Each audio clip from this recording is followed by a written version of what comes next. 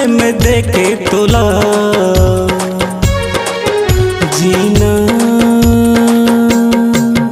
दुश्वार होगे तरस प्यार होगे दुआ सार होगे ना सजना जब ले मैं देखे तोला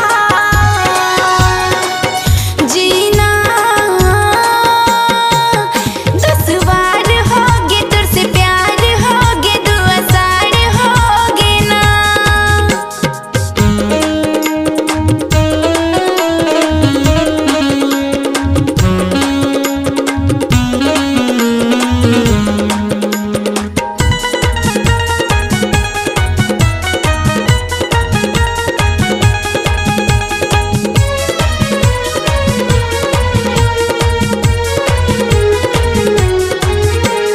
नैना कजरारी वाली रे होठ गुलाबी वाली ना नैना कजरारी वाली रे होठ गुलाबी वाली ना गोरे गोरे गाल वाली रे करिया करिया सुगर सुगर लंबा लंबा बाल वाली ना सजना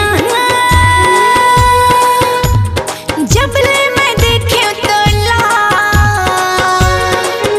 जीना दुश्वार होगे तुझसे प्यार होगे दुआ सार होगे ना।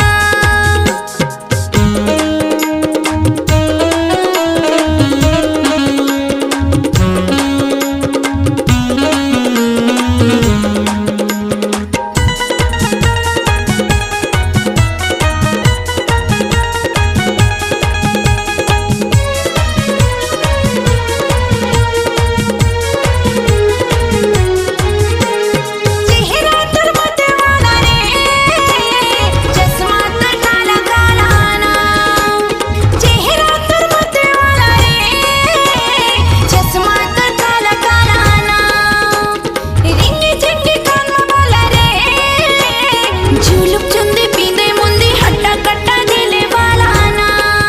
सपना जब ले मैं देखे तोला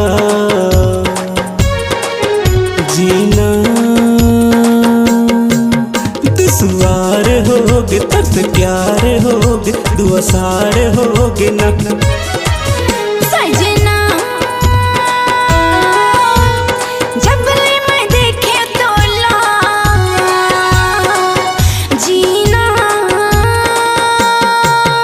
दुश्वार होगे तुझसे प्यार होगे दुआ सार होगे ना दुश्वार होगे तुझसे प्यार होगे दुआ सार होगे ना दुश्वार होगे तरस प्यार होगे दुआ सार होगे ना दुश्वार होगे तुझसे प्यार होगे दुआ सार होगे ना।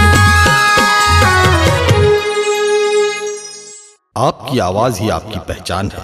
यदि आप अपनी आवाज को एक नया आयाम देना चाहते हैं तो चले आइए मल्टी ट्रैक डिजिटल रिकॉर्डिंग के लिए AVM audio video studio Khamtarai Raipur. Mobile number 9301523929 और 7869646201।